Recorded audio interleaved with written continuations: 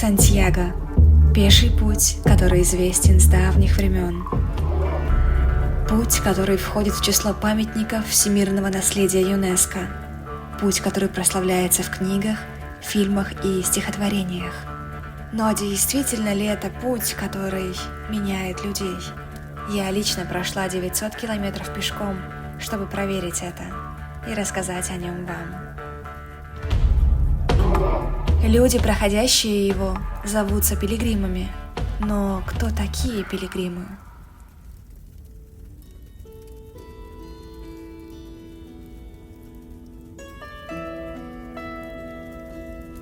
Мимо ристалищ, капищ, мимо храмов и баров, мимо шикарных кладбищ, мимо больших базаров, мира и горя мимо Мекки и Рима, синим солнцем полимы, идут по земле пилигримы.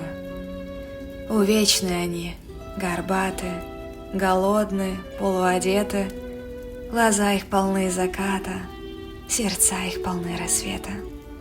За ними поют пустыни, вспыхивают зорницы, звезды горят над ними, и хрипло кричат им птицы. Пилигрим – это странник, путешественник, ходящий пешком по святым местам. В своем путешествии пилигримы совершают так называемое паломничество. В оригинальном значении паломничество – это пешее путешествие верующих к сакральным местам мира, известное еще с глубокой древности. Паломничество предполагает интенсивную духовную работу, очищение души перед посещением святыни. Эти люди жертвовали комфортом, проходили сотни километров, сталкивались с большим количеством испытаний и на протяжении пути все глубже окунались в самих себя. Одно из главных и самых значимых мест паломничества, помимо Рима и Иерусалима, являлось и является испанский город Сантьяго де Компостела, а путь, ведущий к нему, называется Путь Сантьяго, либо Путь Святого Иакова. Ведь эта паломническая дорога ведет к величайшей реликвии Испании – к предполагаемой могиле апостола Иакова. Но на сегодняшний день иметь религиозные причины для прохождения пути Сантьяго совсем не обязательно. В наше время люди, отправляющиеся на это испытание, имеют совершенно разную мотивацию. Например, физический вызов самому себе, духовное развитие, понимание себя, своих целей и желаний по жизни. А для кого-то это время для того, чтобы морально справиться со сложными жизненными ситуациями. Почему я решила отправиться туда? Я уже на протяжении 5 лет влюблена в походы. Чувства, которые во мне зарождаются, когда я отстраняюсь от реальности и сливаюсь с природой, довольствуюсь самым простым, отказываюсь от любого комфорта. Это те чувства, которые без преувеличения делают меня самой счастливой. Когда я впервые прочитала о пути Сантьяго, я поняла, что отправиться в такой длинный поход, который займет больше месяца, стало моей мечтой. И тот факт, что в путь Сантьяго большинство людей отправляются в одиночку, стал еще одним важным фактором моего интереса, ведь я просто обожаю путешествовать одна.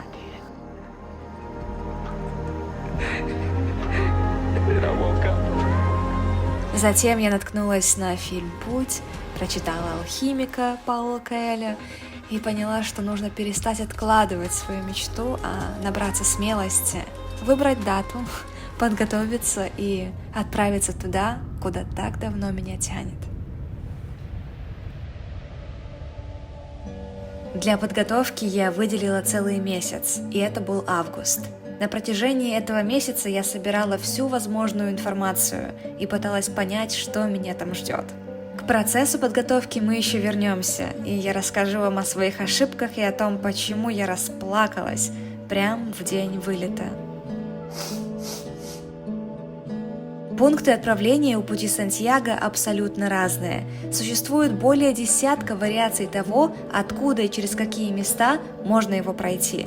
Но все пути объединяет одно – Конечная цель – это город Сантьяго де Компостела. Я не буду углубляться во все вариации, а расскажу про самый классический и популярный маршрут из всех. Он называется «Французский путь» – Камино Францез, который берет свое начало во французском городке Сен-Жан-Пье-де-Пор, близ границы с Испанией, куда я, переживая, полетела 1 сентября. Вот я и мой рюкзак добрались до места, с которым мы будем начинать наш путь в Сантьяго завтра с утра. Это так странно звучит, уже завтра я говорю.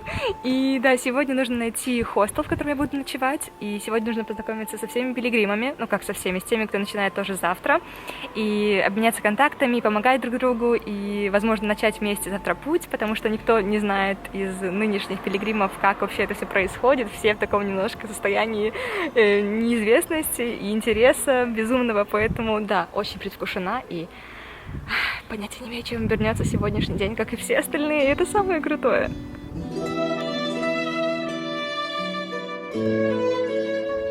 И еще, чтобы передать вам настоящую атмосферу моего опыта, я решила включить в этот фильм вырезки из дневника, в котором я на протяжении всего пути ежедневно расписывала события, свои эмоции и впечатления.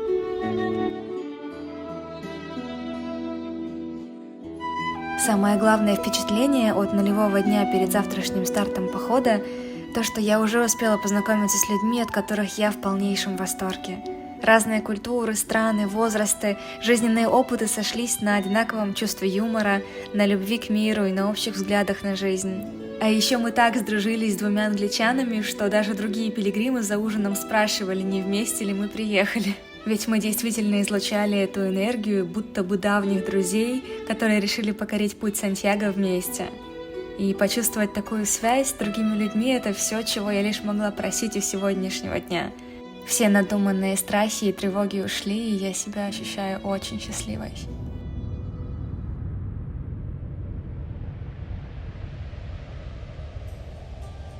Весь маршрут от этого городка до Сантьяго де Компостела составляет около 780 километров и проходится в среднем темпе примерно за 35 дней. Но как выглядят будни пилигримов на протяжении всего этого времени? Ночуют пилигримы в специальных домах, которые называются альберге. Для того, чтобы иметь право в них ночевать, необходимо получить креденциаль, своеобразный паспорт паломника, который легко получить в офисе Сантьяго в том городе, с которого вы начинаете поход. В каждом альберге паломники собирают печати, что означает, по итогу похода весь креденциаль заполнен этими ежедневными печатями и навсегда сохранится на память.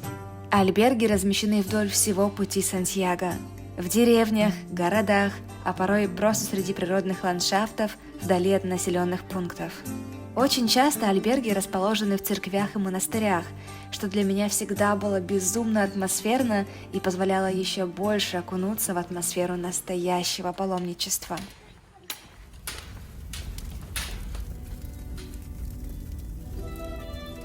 Ночью спалось так себе, я часто мерзла и нередко просыпалась. Но пробудившись, плохой сон будто рукой сняло, и от предвкушения я мгновенно ощутила кучу силы и энергии. Первой эмоцией после пробуждения в монастыре был смех. Искренний, спонтанный и абсолютно заразительный смех, который мы все подхватывали друг от друга. Причиной было то, что ровно в 6:45 весь альберге погрузился в оперную музыку, чего никто из нас не ожидал. Один парень спросонья так испугался и был так обескуражен, что его реакция на спонтанно заигравшие мелодии стала главным событием этого дня, по поводу которого мы шутили еще очень и очень долго.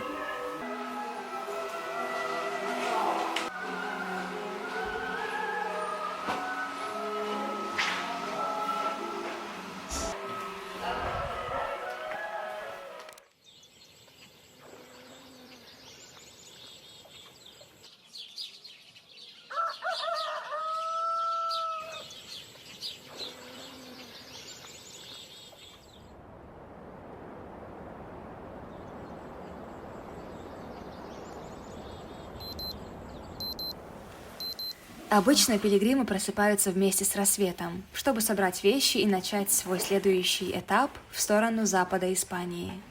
Но немалая часть начинает ходьбу и до рассвета. чтобы встретить первые лучи солнца, уже находясь в самом центре природы.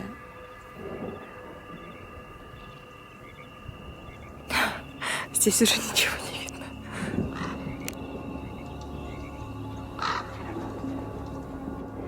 Мне кажется, прожить природу еще до рассвета, когда только зарождаются эти дюймы освещения, ты фокусируешься на каждом холме, ты видишь, как все вокруг приобретает цвета, ты слышишь пение птиц самых ранних.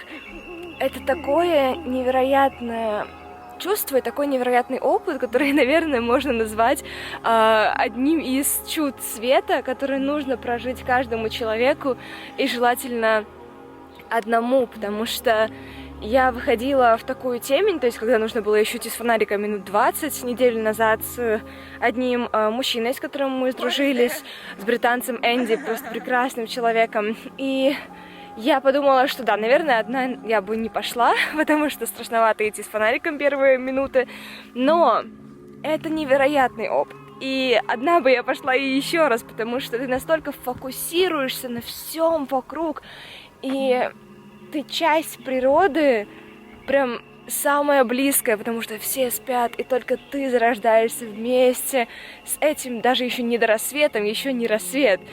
Я не знаю, как это объяснить. Это просто какие-то всепоглощающие чувства, которые я бы хотела, чтобы испытал каждый.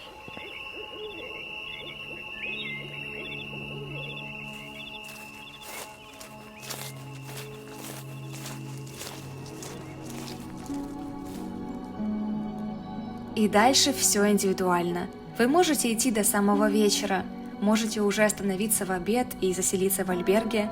Все зависит от вашего темпа, от предпочтений, от количества запланированных километров.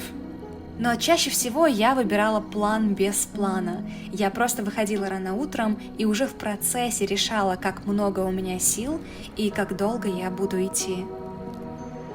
Мы проходили через самые различные места: горы, поля, леса, деревни, города, дороги, исторически значимые места, красивые ландшафты или самые обычные и ничем не примечательные ландшафты. Ты видишь все. Места, которые лично меня доводили до слез от красоты, и места, которые не вызывали никаких эмоций и были, например, обычными дорогами. В сентябре и октябре мы также проходили через все возможные погодные условия. Жара, дожди, холода, туманы, шторм. Было абсолютно все, даже шторм. И в этом вся прелесть, чтобы прожить настоящую и реальную атмосферу Северной Испании в разных ее красках.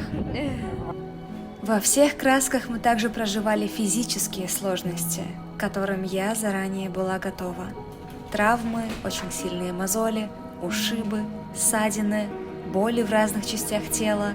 У меня еще был ад с моим ногтем. Сначала он просто напополам треснул и болел, затем мне наложили сверху что-то по типу фейкового ногтя, но по итогу и он сломался, и весь ноготь стал просто пугающим и побитым жизнью в прямом смысле этого слова. Дальше это просто сильная усталость и физическая истощенность. Идти в такие походы нужно только тогда, когда ты готов к тому, что все из перечисленного, скорее всего, будет иметь место быть. Каждый день и каждый час похода ты сам выбираешь, хочется тебе идти одному или в компании других людей, либо же другого человека. Но даже если с утра ты решил выйти в одиночку, то на протяжении дня ты будешь встречать очень много таких же, как ты.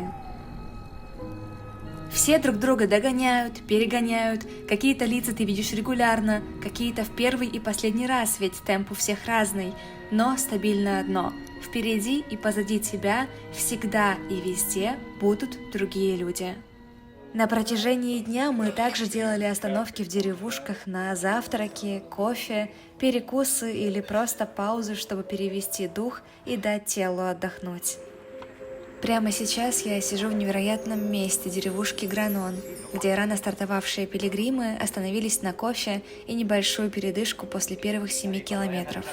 Солнце уже взошло и теплыми лучами освещает сад, в котором мы все сидим. И самое невероятное, здесь играет музыка моего любимого компониста, которого я нередко включала на протяжении предыдущих дней пути. Разговорившись с рядом сидящими испанцами на почве играющей музыки, они купили мне вкусный завтрак и пожелали удачного пути. Через несколько часов они об этом уже и забудут, в то время как я этот жест запечатлела в своих воспоминаниях как часть этого невероятно волшебного утра перед нелегким путем в Белорадо, что еще в 15 километрах от меня.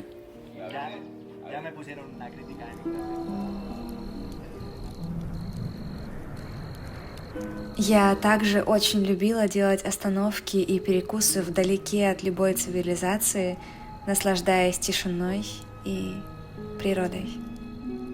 Несколько раз встречались даже места, где ты можешь есть и пить сколько угодно, и все это за донат, то есть за пожертвование. Эти места были очень уютными. Иногда я шла целый день в чьей-то компании и безумно наслаждалась диалогами. Иногда я просто погружалась в виды вокруг. Порой я писала стихи, или слушала аудиокниги, или просто медитировала, фокусируясь на ходьбе, своем теле и на дыхании. Иногда погружалась в свои мысли и внутренние вопросы, которым хотелось уделить время, и поход — это самое лучшее время для таких вещей. То, чем занята твоя голова на время ходьбы, это абсолютно индивидуальная вещь, но скучать лично мне с моей любовью к походам вообще никогда не приходилось. Доходя до места, в котором я решала ночевать, я обычно получала еще новую дозу общения с людьми, видя в очередной раз новые лица. И мы чаще всего отправлялись вместе на ужин. В каждой деревне был вариант пилигримского меню за 10 евро с 3 блюдами, вином и кучей хлеба. Либо мы делали свой импровизированный ужин на кухнях альберге, покупая продукты заранее в супермаркетах, если такие, конечно, имеются в той местности, где вы остались, так как иногда деревушки настолько маленькие, что и любого намека на магазин вы там не отыщете, даже если очень захотите. Людей на пути Сантьяго с каждым годом все больше и больше. 2019 год был рекордным и насчитал почти 350 тысяч пилигримов. Я же приехала сюда во время пандемии, поэтому то количество людей, которое прожила там я, это примерно 10% от обычного количества. Поэтому, приехав сюда в стандартный год, в день явно встречается намного больше людей, прям очень много, что создает иногда проблему с ночлегом, насколько я знаю. И да, по этой причине многие пилигримы выходят как можно раньше, до рассвета, чтобы заселиться в лучшей альберге. While nobody sees.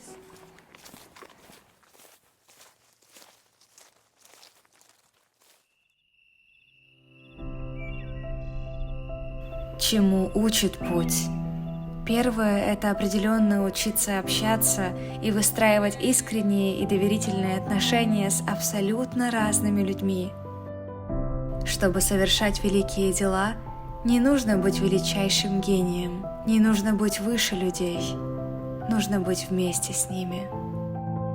Мое отношение к социальности очень изменилось после похода. Последние годы я была человеком, который в большинстве случаев предпочел бы провести время с собой, чем с другими людьми. Мне было очевидно, что мое основное место силы было внутри самой себя. Но здесь эта постоянная связь с другими людьми меня так заряжала и вдохновляла, что я будто полностью переосмыслила важность людей в своей жизни. И почувствовала, что люди — это действительно мое еще одно очень важное место силы.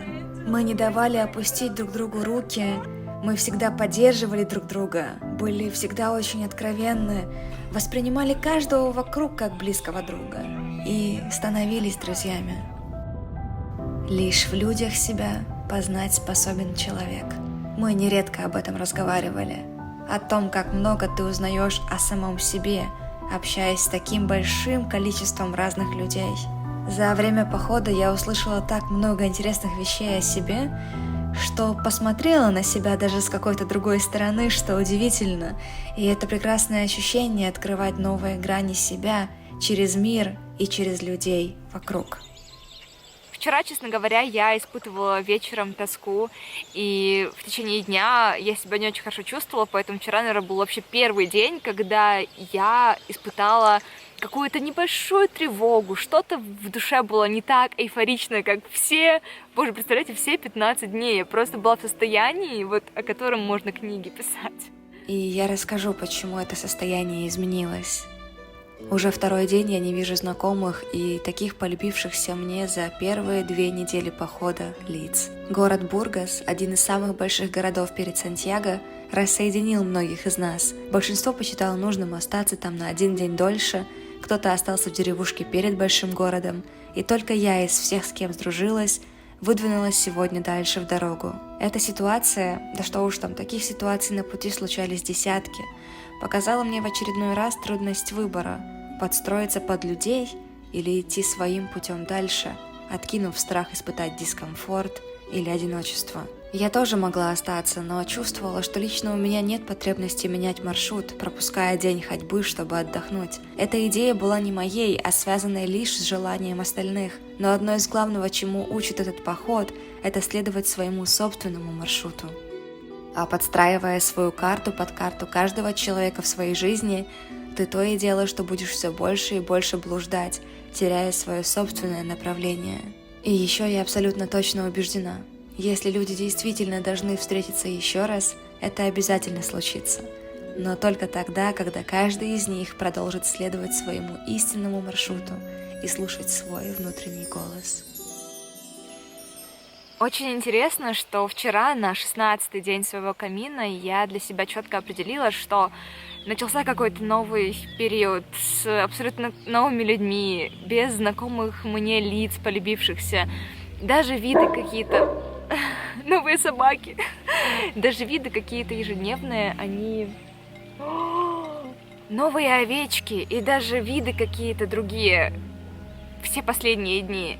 И я поняла, что такие дни должны быть, и такие моменты должны быть, и я делаю выводы из этого. Я понимаю, что сейчас пришло время, когда я занимаюсь больше собой, то есть я первое время фокусировалась больше на людях, на разговорах, на акклиматизации к нагрузкам, на видах, на вот этом вызове самому себе физическом, потому что мое тело уже привыкло, мне уже не так сложно большое количество километров ходить, но теперь я больше погружаюсь в себя и занимаюсь теми вопросами, с которыми я приехала сюда отчасти. То есть я планировала заниматься и думать о конкретных вещах, на которые я не выделяю много времени в рутине.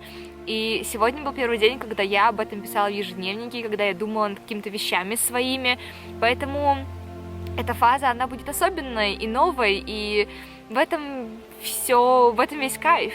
Не знаю, просто такое интересное наблюдение самой себя, с которым захотелось поделиться. И вообще я слышала, что вторая половина, она, вот именно пути Сантьяго, она начинается обычно с того, что ты испытываешь какие-то небольшие дискомфорты, ты задаешь себе вопросы, так, а зачем я иду, так, а что, как, почему?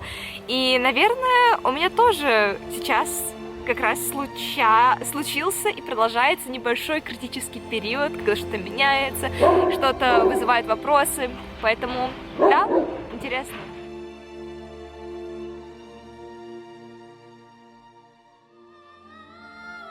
Следующий пункт того, что открыл для меня путь Сантьяго, это как раз-таки выстраивание абсолютно новых отношений с собой. Потому что да, помимо социальности, много времени ты таки проводишь один. У меня было достаточно много дней, когда я буквально целый день шла лишь самой собой, не присоединяясь к компаниям пилигримов или к другим разговорам. Более того, в один день мы с девушкой из Голландии решили эксперимента ради принять обет молчания, приклеив такие вот самодельные таблички себе на футболке. Суть в том, что ты весь день погружен лишь в себя и не обмениваешься никакой информацией с окружающим миром. И это был один из самых удивительных дней, которые мне удавалось проживать за все время похода. Да и вообще такие походы — это лучшее место и время для подобных экспериментов. Каждый день — это великолепное путешествие в самого себя, в свои мысли, ценности, в анализ своих чувств и реакций. И это однозначно моменты роста как личности. Я уж не говорю о том, что уважение к самому себе растет с невероятной скоростью, проделывая ежедневную нелегкую физическую работу, борясь со своими слабостями, переступая трудности и выходя ежедневно из привычной зоны комфорта. Твоя уверенность в том, что ты можешь преодолеть абсолютно все, становится такой железной, что ты буквально по-другому смотришь на свои возможности, и это непередаваемое чувство. Ты соединяешься с природой. Ты также учишься находиться в моменте, и твои мысли свободны от прошлого и будущего. Ты обогащаешься не только личностно, но и культурно, получая много новой информации от людей разных национальностей и от исторических мест, в которых находишься. Ты учишься жизни с минимальным количеством вещей и учишься довольствоваться малым, тем малым, что на самом деле самое большое богатство. Так что давайте снова вернемся к подготовке и поговорим о том, что же нужно брать с собой. Рюкзак – это безумно важный момент, и рекомендуемый размер рюкзака от 35 до 50 литров. Если вы не очень разбираетесь, то вот наглядно покажу вам мой рюкзак на 75 литров, на 40 и на 15. Так вот, средненький на 40 литров – это самый верный размер для долгого похода. Как только я проконтролировала наличие и приобретение всех нужных вещей для похода, я поняла, что собрать вещи не самое сложное, а вот упаковать и вписаться в размеры рюкзака – это да. Именно поэтому я от стресса расплакалась прямо в день своего отправления. У меня впервые сейчас стресс за все время подготовки, за весь месяц подготовки, прям за день до вылета, потому что я не могу собрать рюкзак. Он слишком тяжелый, чтобы я не выкладывала, он еле закрывается. Я понимаю, что мне будет очень тяжело его нести. В плане сейчас, когда я меряю, мне не тяжело, но я знаю, что такое идти десятки километров каждый день в течение дня с большим весом. Это очень тяжело, и поэтому нужно, чтобы вес рюкзака для девушек был примерно 6-7 килограмм, не больше, а у меня он уже 10.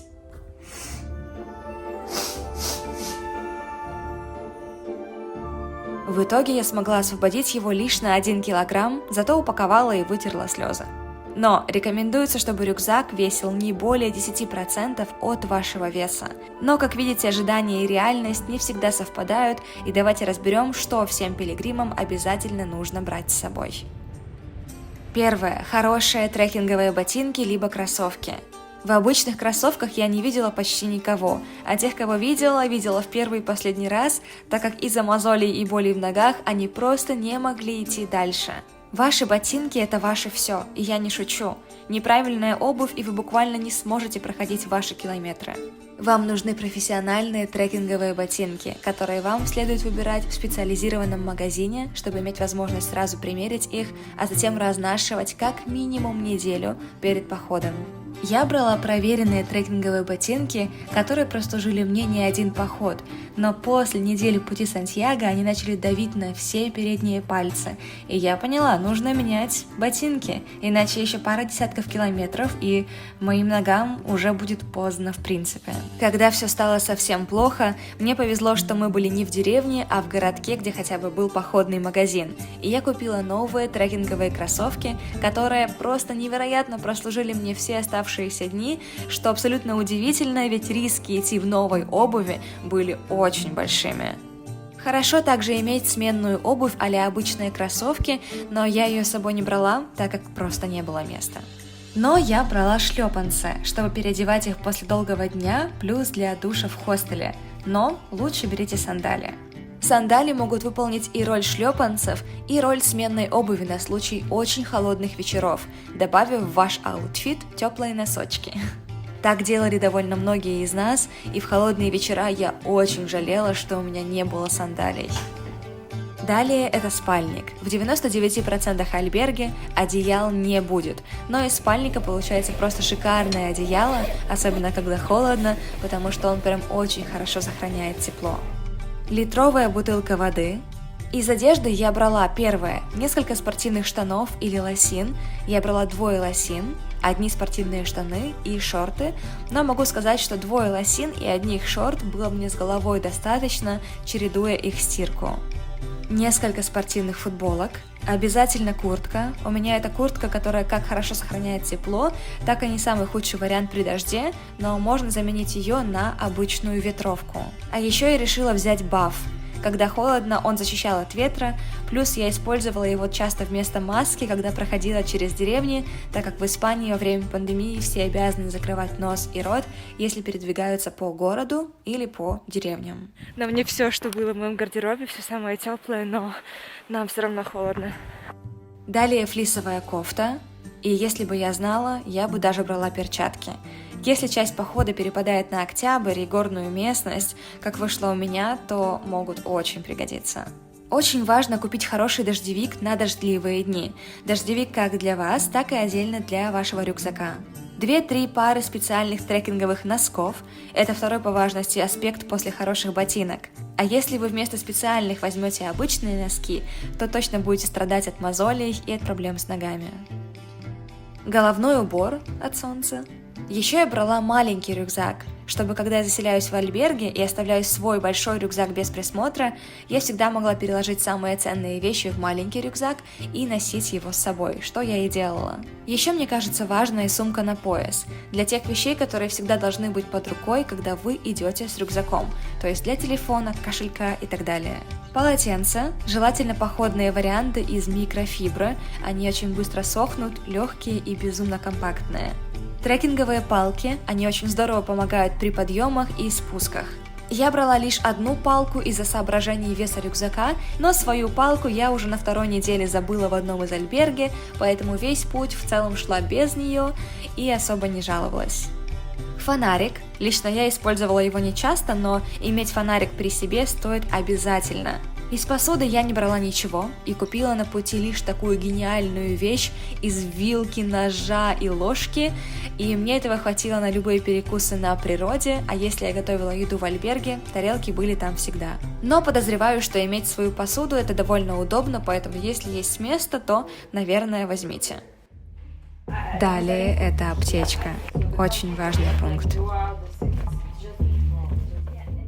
Я брала гелевые пластыри фирмы Compeed, они были у всех, обычными пластырями никто даже и не пользовался, так как они просто не подходили никому при такой активности. Но если у вас их нет, их всегда можно приобрести уже на месте в любом городе. Вазелин или другая мазь для предотвращения мозолей. Я мазала ноги вазелином каждое утро перед каждым выходом. Далее нужен антисептик для обработки уже появившихся мозолей и иголка для того, чтобы прокалывать их. Звучит неприятно, но это реалии. Мазь для стоп и мышц, чтобы мазать перед сном и чтобы они не болели. Солнцезащитный крем, так как на протяжении дня солнце в Испании действительно палящее. И те аптечные средства, которые актуальны лично для вас. Я брала средства от разных болей в животе, брала обезболивающие и таблетки от простуды и гриппа. Беруши. О боже, беруши нужны всем. Попадать в одни комнаты с храпящими пилигримами вы, скорее всего, будете часто. А если это альберги, где все кровати в одном пространстве, то вероятность храпа будет явно не в вашу пользу. И та запись, которую вы сейчас слышите, это реальная запись в одной из ночей в альберге. Powerbank, чтобы не переживать, что твой телефон может сесть, пока ты дойдешь. В маленькие контейнеры я помещала все уходовые средства, а-ля шампунь, кондиционер и крем для лица, а вещи в рюкзаке в целом я организовывала с помощью таких дорожных кейсов, которые заказывала на Амазоне, чтобы чуть-чуть уменьшить хаос в рюкзаке, и в принципе я осталась довольна. И в контексте подготовки я бы хотела дать еще несколько важных практичных советов по разным вопросам. Весь путь помечен желтыми стрелками и ракушками, так как это главные символы пути Святого Иакова. На многих из них также можно увидеть количество оставшихся километров до финиша. Поэтому с пути сбиться довольно сложно, учитывая еще и то, что сзади вас и впереди вас всегда где-то идут другие пилигримы. Один из помощников в планировании маршрута и в том, чтобы больше быть информированным о том месте, куда вы идете, это путеводители, с которыми многие из нас уже приехали. Свой я заказывала на Амазоне, и поверьте мне на слово, он выглядел абсолютно адекватно до похода и до нескольких проливных дождей. Но, если честно, мне он был вообще не нужен, у меня не было времени его читать, а единственным ценным фактором для меня был распланированный маршрут французского пути на 33 дня, который был в этом путеводителе. Но эту брошюрку можно скачать и в интернете, либо получить в офисе пилигримов по прибытию в Испанию. Do you go to Estella? Yeah, this is the way. This is the way. Good, buen camino. Igualmente. Но, допустим, заговорившись с кем-то, легко можно не обратить внимания на какой-то поворот, и для этого на моем телефоне всегда была оффлайн карта, которую мне тогда посоветовал другой пилигрим, а я, в свою очередь, очень советую ее вам, называется Good Hook. В этом приложении собраны карты пеших маршрутов со всего мира, и чтобы скачать нужную, просто введите, допустим, Camino Frances, французский путь. Мне всегда было очень легко ориентироваться с этой картой, и даже в самых запутанных местах, а ситуации, где я хоть на немного потерялась, не было за 40 дней от слова совсем.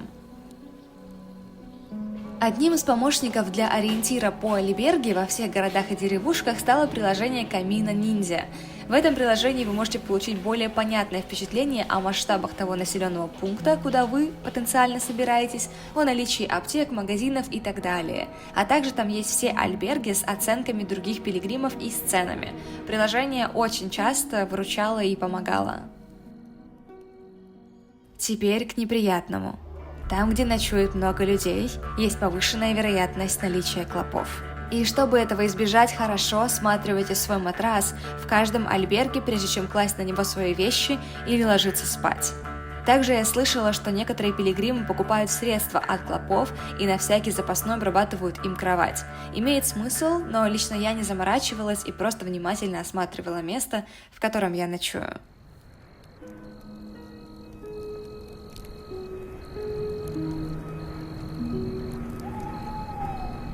На протяжении похода вы ежедневно задавали мне вопросы о том, безопасно ли это идти туда одной, как я решилась и не было ли мне страшно. Отталкиваясь от своей жизненной философии, я правда не разделяю вещи на опасные и безопасные. Если какое-то место считается очень безопасным, я все равно всегда буду начеку и не буду расслабляться. Если не считается безопасным, то же самое, ведь все что угодно может произойти где угодно и с кем угодно. Опасно считать что-то безопасным. Я хочу жить смело, но не безрассудно. Я хочу делать то, что мне в этой жизни действительно хочется, но сохранять при этом умеренную рациональность, осторожность и внимательность к обстоятельствам. Я не хочу позволять потенциальным угрозам, которые есть везде, забирать у меня мою жизнь и закрывать меня в 4 стенах моей квартиры. И это лично моя позиция, которую я абсолютно никому не навязываю, ведь каждый живет так, как считает нужным. А касаемо пути Сантьяго, да, по статистическим данным, это очень безопасное место, но мое мнение вы уже услышали. Скажу еще, что здесь так много прекрасных людей, что даже если что-то случается, у вас всегда есть друзья, которые вам протянут руку помощи мгновенно. А теперь к практичным способам чувствовать себя более уверенно, будучи как парнем, так и девушкой. Первое – это я скачала себе испанское приложение на телефон, которое называется Alert Cops, куда ты вводишь свои данные от имени до номера паспорта и разрешаешь делиться с полицией своей геолокацией, имея возможность в один клик вызвать полицию при необходимости. Второе – это я заказала на Амазоне такой брелок, который называется Personal Alarm, то есть личная сигнализация, и если мне нужно привлечь внимание, двойным нажатием я могла включить эту сигнализацию на своем рюкзаке. Are you ready? 1, 2, 3. Oh, it's loud, yeah? Oh. How can I turn it off?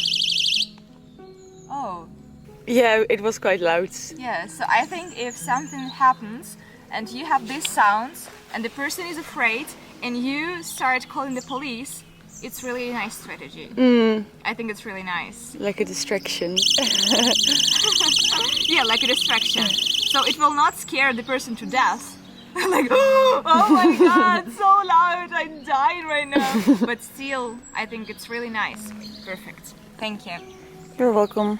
И так как я брала с собой 2 брелка, один я решила подарить девушке Натали, с которой мы там сдружились. Nice. New backpack. Very good. Gracias. It's already charged. Oh, really cool. Thanks. You're welcome. I'll attach it. Now you're safe. Cool. Следующий частый вопрос – это сколько стоит пройти путь Сантьяго? И на это нет ответа. Сейчас я объясню почему. Во-первых, это зависит от того, какой маршрут вы выбрали, откуда вы начинаете и где вы заканчиваете. Многие люди каждый год проходят по чуть-чуть, допустим, по 200 километров, они идут сразу больше месяца по 800 или 900 километров. То есть где и на сколько дней вы хотите пойти в поход? Кстати, забыла упомянуть в начале, что путь Сантьяго можно также проехать на велосипеде. Следующее – это как вы будете питаться, будете отдавать предпочтение супермаркетам или кафе и ресторанам и так далее. Одна ночевка в альберге на французском пути вам обойдется от 5 до 15 евро. Еще на пути будет много альберги за донат, за пожертвование, то есть вы сами решаете, сколько вы оставляете денег за ночлег.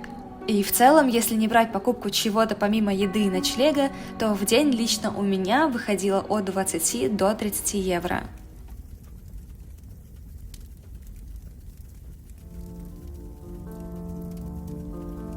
По финальному прибытию в Сантьяго вы показываете свой заполненный с печатями креденциаль и можете получить свою грамоту, подтверждающую прохождение пути.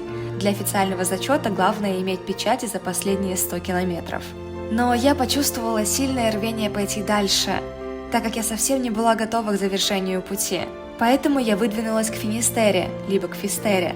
Это мыс в Испании на побережье Атлантического океана. Название мыса произошло от латинского языка и означает «конец земли». И мне показалось очень символичным ментально завершить этот невероятно яркий опыт на самом конце земли. По крайней мере, на конце земли по-испански. И свои эмоции за эти дни я не хочу пересказывать, а просто зачитаю последнюю страницу своего ежедневника целиком.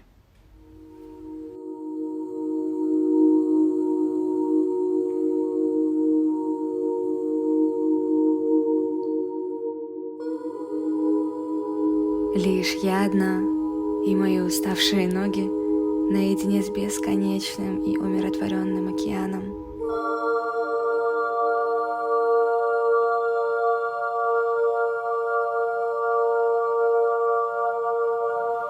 И я сразу поняла, почему меня сюда так тянуло. Океан будто бы поведал мне историю о бесконечности, о том, как безграничны мечты и желания, о том, что любое окончание выливается в новое начало, а когда водная гладь у самого горизонта сливается с небом, хочешь не хочешь, начинаешь верить в то, что все границы лишь в твоей голове. И я убедилась в этом в очередной раз на собственном опыте, потому что я сделала это, и только сейчас я это осознаю. Я прошла. Я не сдалась в сложные и переломные моменты, за что в качестве вознаграждения прожила один из самых ярких опытов в моей жизни. Хоть фактически я и проделывала путь от одной географической точки к другой, на самом деле я ходила лишь от себя к себе. А этот маршрут самый трудный. Но когда проделываешь его, то точки возврата уже нет. Ты действительно изменилась и повзрослела за это время. Я вижу, как поменялось твое восприятие себя, как на тебе отразились все встретившиеся люди, все услышанные слова, все чувства, которые ты испытала. Я чувствую будто новый фундамент своей личности, на котором стою еще более уверенно. С любовью от себя к себе.